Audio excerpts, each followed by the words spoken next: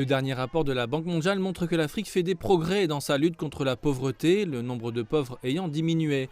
Le rapport montre que le taux de pauvreté du continent est passé de 56% en 1990 à 43% en 2012 et a encore diminué pour atteindre 40% en 2018. Mais la Banque mondiale affirme que la croissance démographique rapide de l'Afrique a entravé les efforts visant à éradiquer la pauvreté.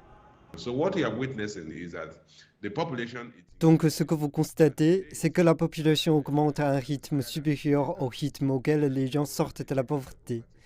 Et c'est pourquoi, malgré la réduction de la proportion d'Africains extrêmement pauvres, le nombre des Africains extrêmement pauvres a augmenté.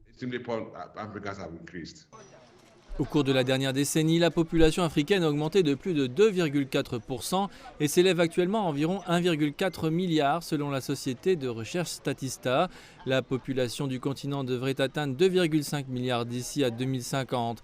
Avec des ressources limitées pour répondre à cette masse de gens, beaucoup plus d'Africains pourraient tomber dans la pauvreté.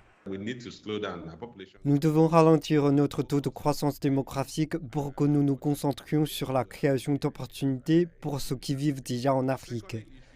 Le deuxième problème est l'expansion des opportunités économiques. Nous avons vu la croissance dans plusieurs pays africains ralentir considérablement.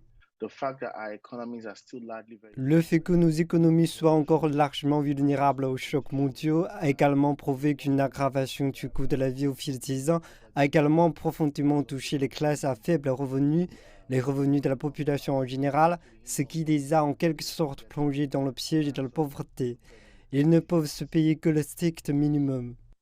Déjà, un récent rapport de Statista montre que la pauvreté est toujours ancrée sur le continent, car environ 460 millions de personnes en Afrique vivraient en dessous du seuil de pauvreté extrême de 1,90$ par jour en 2022. Le concept d'utiliser 1,90$ par jour pour étiqueter ceux qui tombent en dessous du seuil de pauvreté, dans la mesure où cela est scientifiquement prouvé, ce n'est toujours pas contextuellement correct dans la façon dont la pauvreté se nourrit ou dans la façon du mécanisme dont les pauvres s'appauvrissent. Selon l'Institute of Security Studies, l'Afrique subsaharienne apparaît comme la plus touchée par l'extrême pauvreté. Alors que l'Afrique centrale enregistre le taux de pauvreté extrême le plus élevé avec 54,8%, l'Afrique australe, occidentale et orientale suivent avec un taux de 45,1%, 36,8% et 33,8% respectivement.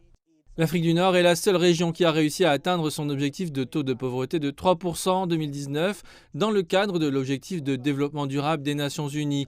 Cependant, l'Institut dessine un avenir plus sombre pour le continent.